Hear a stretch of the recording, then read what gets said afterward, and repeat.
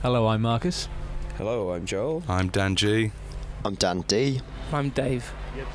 And this is All-Star Baseball 2003. Already? Yeah, shocking, isn't it, really? But from acclaim. The world moves fast in baseball.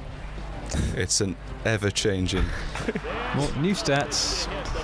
New engine, probably. But it's definitely baseball, isn't it, Dave? Yeah, it's not a bad game at all. Though not many people might appreciate it here because you don't know anything about it. But there's a lot of detail packed into this. It plays. It can sort of enjoy itself without you. That's the feeling you get because you don't have much control of what's going on. You can choose a pitch, and that's about it. And then it also does it for itself. And then when you're batting, it's all about a matter of timing. Mm-hmm. And the main problem with the game is it's too easy when you've got the help on, and it's a bit too difficult when you haven't got the help on. So it hasn't got the sort of mid-range you need to get into the game. But it's very well put together, and it's not bad at all. Is it any more exciting than real baseball, which is pretty slower than cricket? You don't get to wear those big gloves, which are nice. Or a hat. You could if you wanted to. Yeah, it's not going to appeal to everyone, is it? Let's face it. It's not going to appeal to anyone that doesn't like baseball. Yeah. No. Yeah, I think the key is it's baseball, and it's its unique selling point and its major stumbling block in one. How is it different to, like, this is baseball 1973 or whatever the last game was? How has this come on and been improved? It looks a lot better. There's new animations and stuff like that. And that's about it, really. New stats. Oh, yeah. Good. Reams of new good. stats. It's got the lineup for the Boston Red Sox. Bang on. All new baseball, now with trucks. Well, it should have, anyway. Or guns. Robots or monsters or something. Yeah. Robot monsters with baseball bats and trucks. Yeah, those bits are good, aren't they? What, the ball coming towards the screen? Brilliant. Yeah. Yeah, it's pretty. It's fantastic. Really sticky. Yeah.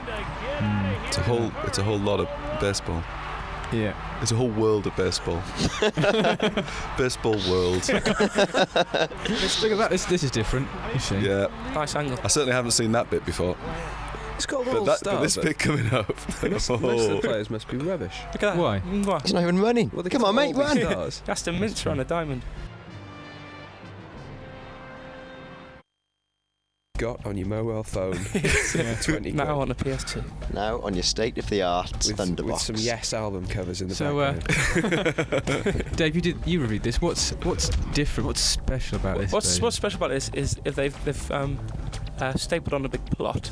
So these aren't this isn't Tetris. These are portals to different worlds.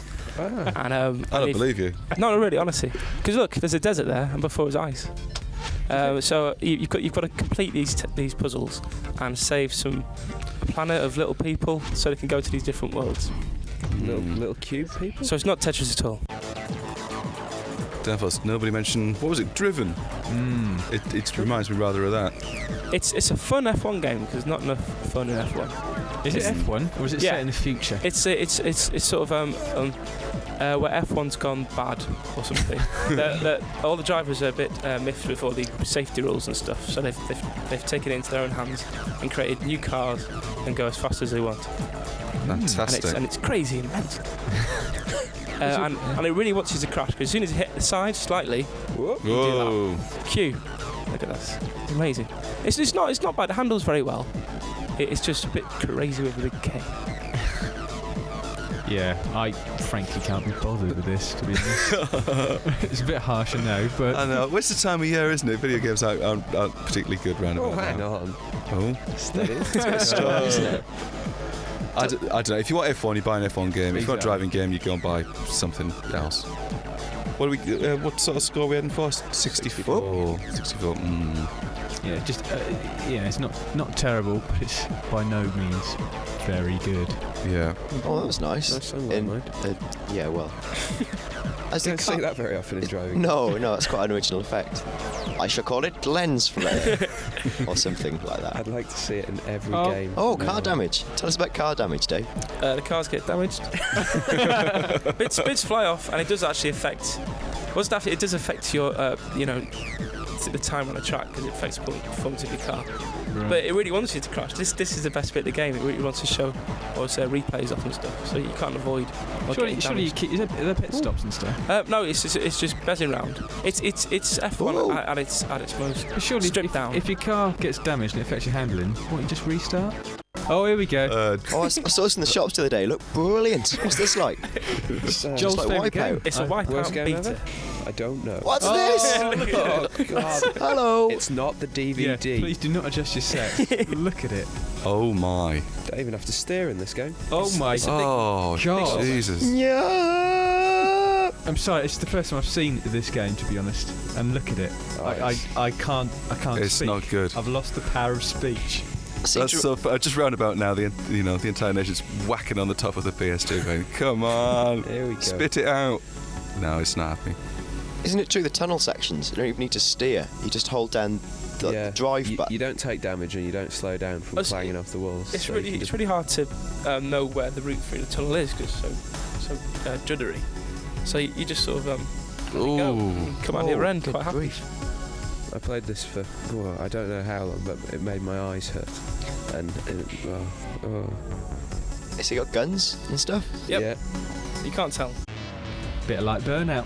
Yeah, looks a bit Not like quite. that. But right, Burnout, not quite as good. It's alright. So this is the kind of game where you race around San Francisco, London, Tokyo, illegal got it street in one. racing. Yeah.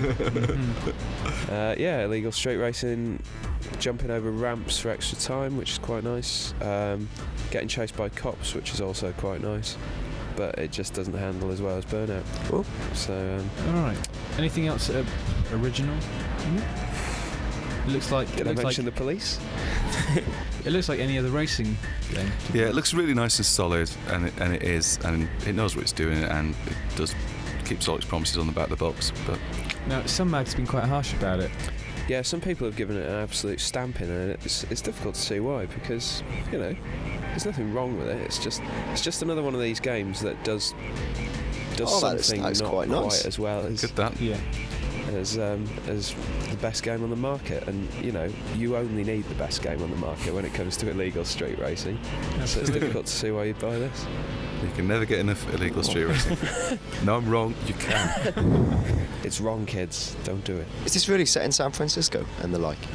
It's definitely got Tokyo, London, and San Francisco in there. It might even I have think Rome. it's a don't law, know. Dan. You have to have something. Wouldn't you think the police would perhaps be wise to this now? Since there's the only 4 locations in the world where there is actually illegal street racing. You'd think they'd up the police presence. Make everyone ride Vespers or something. There seems to be quite a nice sort of variation in the San Francisco, environment. More so than Burnout. Yeah. Now, Burnout's just handles much better, and it's more fun. It's faster, Yeah, it's faster. and it's somehow managed to get a very unique kind of look and feel to it. Whereas this just, Yeah, get Burnout first. yeah, it's a bit Supercar Street Challenge. That reminds me of. Ooh, the tour.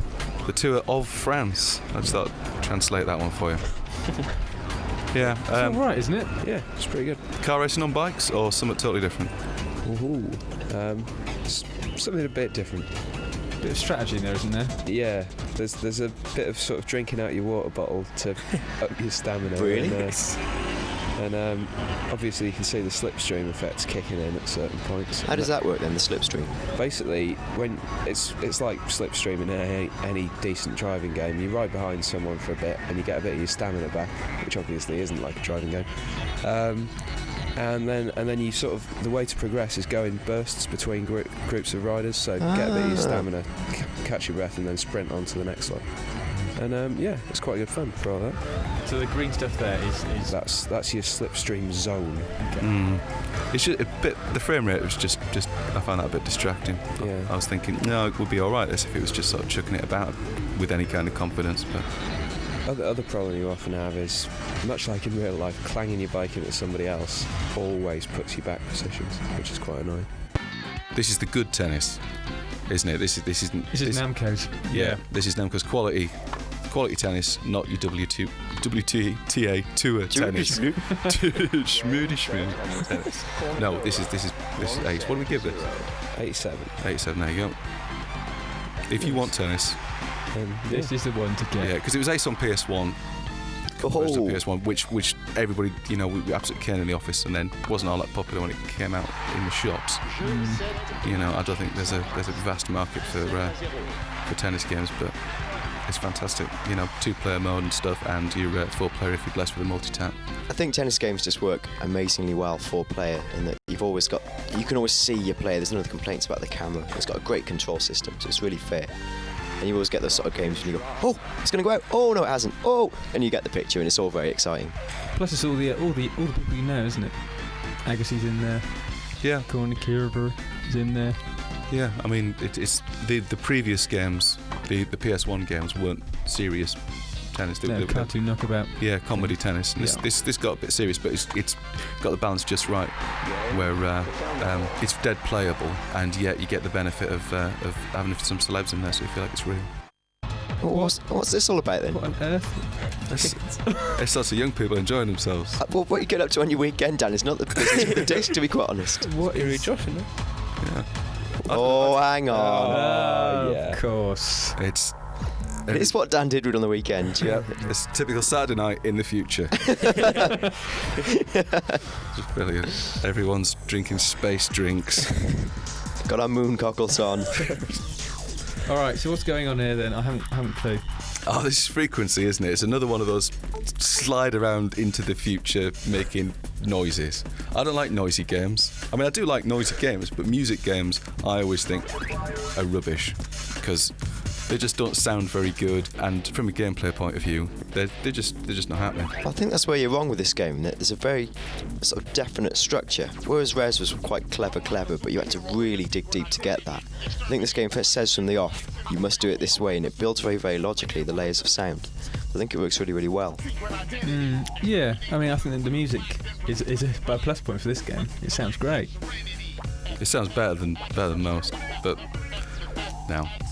I'm not. I mean, I'd bracket this right in there with Res, in as far as accessibility goes. I think this will split people because I think some will say, "Oh, Res was far better than this. It have so much more depth." But no, I think anyone who didn't go on with Res, don't rule this off just on that basis. Because I thought this was a really good game, good music. You're wrong, Dan. You see? You see? You might be right. I'll clear off. Forget me, coat. Clear off, Grandad. Who wants to? Yeah. Who wants to Put your goggles anyway? back on. Get down your techno club. There's quite a bizarre range of tunes. There's a lot of really rocking. Some rock stuff in there. But it kind of works. And there's freestyling sections where if you get to the end of the track and you've actually built all the layers of the music up, I think you can use the analog sort of wiggly sticks to do mixing and all that sort of hoo-ha. Any famous musicians in there? DJ Scroat from the back of the Magic Box. He's in there. Well, it says Fear Factory here. And MC Ronnie Goggles. Size, apparently. There he is. Here he is, MC Goggles. Quite big round Bath, that fella. And Qbert, who Oh, he's I good. remember having his Something a own bit game. different. Tyson. Yep. To his mum. Codemasters is a boxing game which, I don't know, doesn't seem to have come together. Yeah, well, it's kind of, if you think about they did Prince Nazim, and that had a right old tortuous upbringing, and didn't do that well when it finally surfaced. And I'm just reminded of that, really. I'm quite disappointed with it. Yeah, it's not the greatest license in the world. It has to be said, Tyson's not everyone's favourite. Well, with the Memphis fight coming up with Lewis and stuff, he's going to be back really in the picture, But it's a bit telling that the second most famous fighter is Audley Harrison, and the third's Hasim Rahman, who, Crikey. who's he? So It's what's really ruining the game for this is the Knockout Kings 2002 being really good, surprisingly good in fact, and when you put the two side by side, you just want to play one, you don't want to play the other. Basically, it's very hard. EA seem to have got the right kind of combination of realism and comedy, so that it's a fun, exciting video game. Whereas this just doesn't want to go too arcadey and doesn't want to go too serious and seems to get it a bit wrong. We need Johnny for this, and he's not here. We do. He's bent to board. Is that a word? Above the Starship Fuller Price or whatever.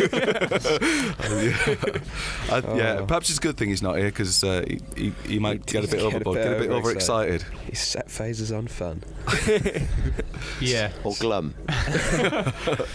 Yeah, it's all right. It's first-person shooter, isn't it? And if you want to be all of the Star Trek Voyager crew and shoot the Borg and stuff, then fair enough. But I want to play a good first-person shooter. Yeah. And I want to play Half-Life. Yeah. You know.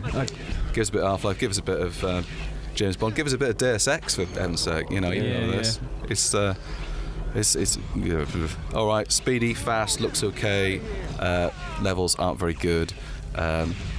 Character animation is a bit lumpy. It's trading very much on its Star Trek origins, really. Yeah. Yeah, it's a shame about the Borg, because they used to be like the most genuinely scary sort of, we are completely evil, nothing will stop us bad. Now it's 50,000. And next thing you know, they've all become gardeners and they're opening sort of chip shop restaurants, and they're not quite the same menace they used to be, really. I think it's a shame from the Star Trek point of view. This is still a pretty decent first-person shooter. Yeah, we gave it 75. Well, Johnny gave it 75.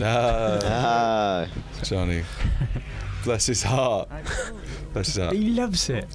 Yeah. Well, I mean, he's a. One thing. Can I say Johnny's a Star Trek fan? Yeah, of course can. He's not here. Clearly is. Yeah, and that's it's always going to help, that kind of thing. You know, James Bond. Exactly. You can't tell me that it didn't get another 5% on there because it was a James Bond game rather than a Max Steel or somebody like that. It's happening. First strike. You love this. You play this a bit too much. I played it a lot. It's a really, really, really big game. I think I've played about 30 hours and still hadn't quite finished it. It's really epic, and you start here out on the beach. This is Destiny Island, and the lead guy Sora is the little dude with the stick. Sort of fights with all his pals and does all these little challenges, like these races. Some really good little sub games in there. Like this is quite a good little sub game. Later on, there's ones where you're sliding on a big vine with Tarzan, which is really, really well done. And it's just a really excellent classic sort of square production values, all the Disney charm. We haven't seen it here yet, but there's a really good real-time combat system, which I really, really liked. Oh, we're seeing it now. Here we go. You click the trigger button, you lock onto your foes, and then it's just a case of like whacking the button. It's quite simple, but it works really, really well. Later on, as the game develops, you obviously get better weapons. Well, by that you mean you get a massive key, which is a bit strange. Here it is, the key sword. But you develop new combo attacks and you get magic.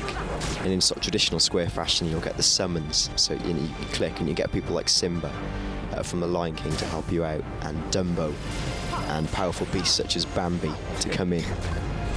Are they good at fighting, Bambi? Yeah, brilliant. Yeah, really tough. Yeah, if you check out the import roundup section on the disc, we got a lot more with the Disney characters and stuff like that, because you pretty much unearth every single one of them en route to rescuing Mickey. Yeah, it's a real who's who of the Disney universe. Like later on, you meet Jiminy Cricket, Winnie the Pooh. Quite literally, almost every character who's ever been a Disney thing is there. They've even got the characters from Tim Burton's Nightmare Before Christmas, which is quite a surprise and looks really, really good. Yeah, Chip and Dale. I'd completely forgotten about Chip and Dale. Alive and well, living in Kingdom Hearts. Living in space, selling Lego blocks. If this game is to be believed. It's alright. No, quite honestly, that is true, yeah. You build your own spaceships to fly between levels.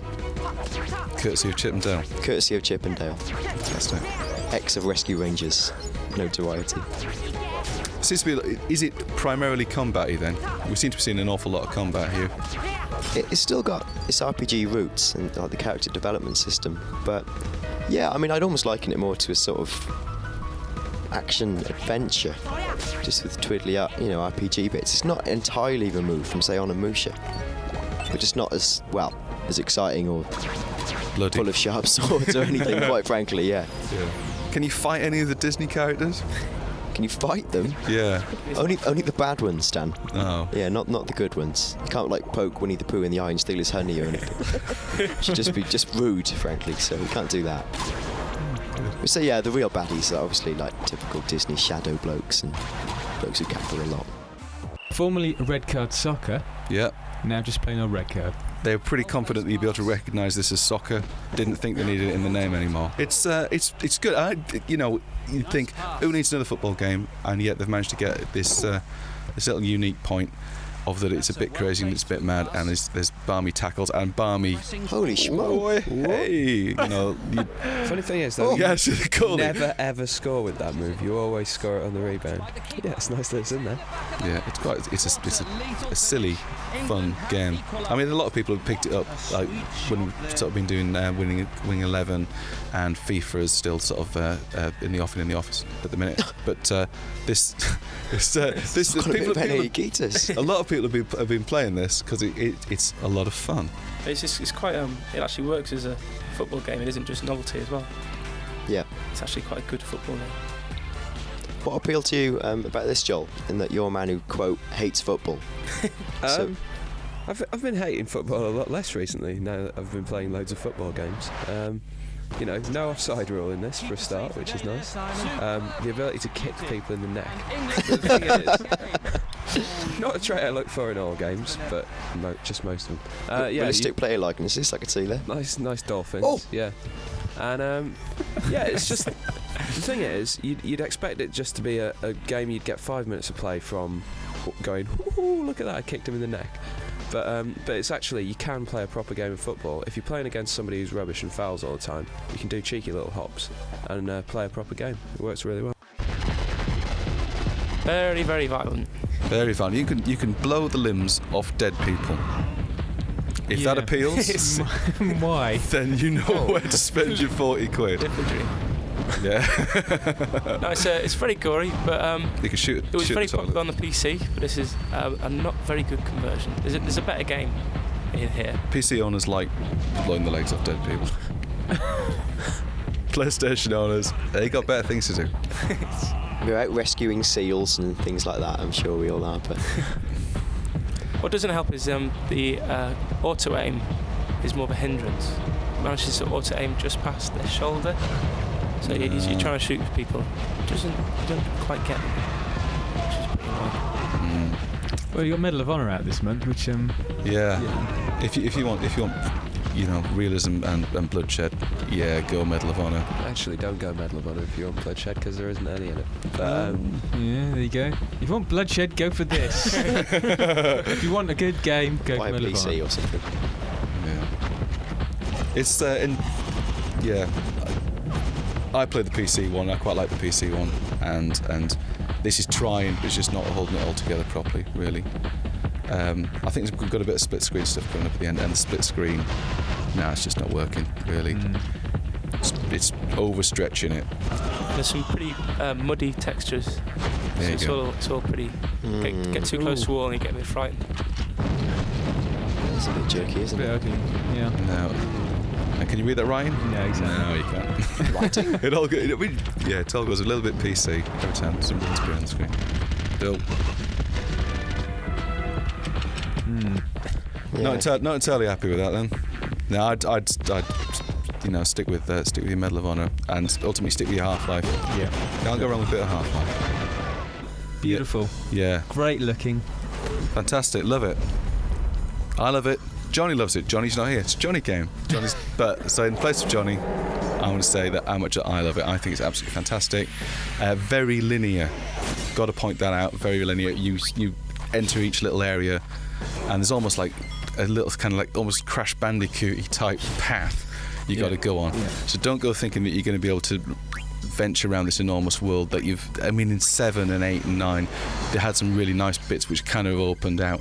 The most open this kind of gets is there's some sort of villagey scenes where it's like 5 or 6 little houses you can go in, but because the graphics are so great, they haven't really sort of been able to do these enormously sort of wide vistas. I mean, they're saying it kind of helps the story as well because you always know where you're going. And I hate aimless wandering in RPGs. I do like my RPGs, but I don't like to have no idea where I'm going and what I'm supposed to be doing next. And this always keeps you really, really focused. Yeah, out in Britain now, absolutely fantastic. If you've even got the slightest inkling that you're going to like a massive RPG, then yeah, go and get it in. About to embark upon the great crusade toward which we have The big one. Yeah, it is a big one. It's very eagerly awaited. eyes Yeah. of the world are As we upon say. you. But it doesn't quite scrape the 90, does it? Not quite. It's, yeah, It's great. Honestly, I had a really good time. The first level, absolutely amazing. You know, everybody who played it, playing it on a big telly with speakers around you, you're actually genuinely scared for your own life. After that, though, you know, it's still great, but it never quite does the first level oof thing again until Arnhem, which is actually again brilliant. Right. What's the problem there? Is it kind of level design, so it kind of starts letting it down? It's just after the first level. During the first level, you're in D-Day, which is what we're doing here, and it's amazing. It's atmospheric. You're going, oh Christ, there's bullets everywhere. But then you realise that under this brilliant level design, it's still actually, it really does come across as a video game in the later levels. Even this first level, basically, you run towards people, give them cover in fire, find the next one, give him cover in fire, then do the next thing. You don't realise in this mission, because it's so well put together and exciting. It's quite clever. You know, I mean, this is brilliant. This is like being in Saving Private Ryan. But after a while, you're going, oh, the Germans have left another oil barrel by their checkpoint, have they? That's very clever. You know. But, you know, I mean, it does take you ages to notice because it's so well put together. It's just It looks fantastic. quite terrifying. Yeah. They kept it very real. Yeah, I'd recommend, like, after listening to the commentary, just listening to the sound for that bit, because you just don't realise how brilliant the sound is. Like, Yeah. the surround effects are amazing. Really. Bullets zipping past your ears. And Yeah. It really is phenomenal. But Yeah. great. War. It's not fun, only it is. It's brilliant. Makes a very wouldn't be good much video fun in game. real life, though, this. I shouldn't imagine. It does get home how horrible it all is. I can laugh about it now, but at the time it's terrible. So where are we now? This is Operation Market Garden around here. Strangely enough, they've taken out the bit where the smoke really obscured you going. Oh no, this is still Operation Market Garden. This is a nice example of how your mates sort of help you out in the set pieces and stuff. Unfortunately, you can't actually order them about, and sometimes they can't be killed by anything because you're waiting for a set piece where they get killed, which feels a bit strange and wrecks the realism slightly, because you can actually shoot your own men, and they sort of go, "Ooh, what'd you do that for?" and then carry on running around. But yeah, I mean, it doesn't really spoil it too much, and there's nothing worse than a game where you have to mollycoddle people or you fail the mission. That just really annoys me. Yeah. It annoyed me in like and it annoyed me in Metal Gear Solid, so I don't mind that too. But here, at first you're going, oh, which ones are the Germans? But then you realise you can't kill your own men from that machine gun turret. So. Little tip there. Yes. My other top tip, I don't know whether I do it on here, but clout people with the butt of your rifle. It's brilliant. The melee combat's fantastic because you're really doing a lot of sort of streety infighting. And it's always a nice idea to whack someone with your rifle and shoot them in the head as they get up. These are tips about the game, not life, Neil. Well, No, it's just about the game, Joe. Good. I was told this game took 40 hours to complete. Is that the case? no. There's 19 missions, I think, and it took me about a day and a half of sort of play, you know, fairly full-on play. So I reckon there's probably about Ouch. 12, 15 hours in there. You know, no multiplayer, which is a bit of a downer.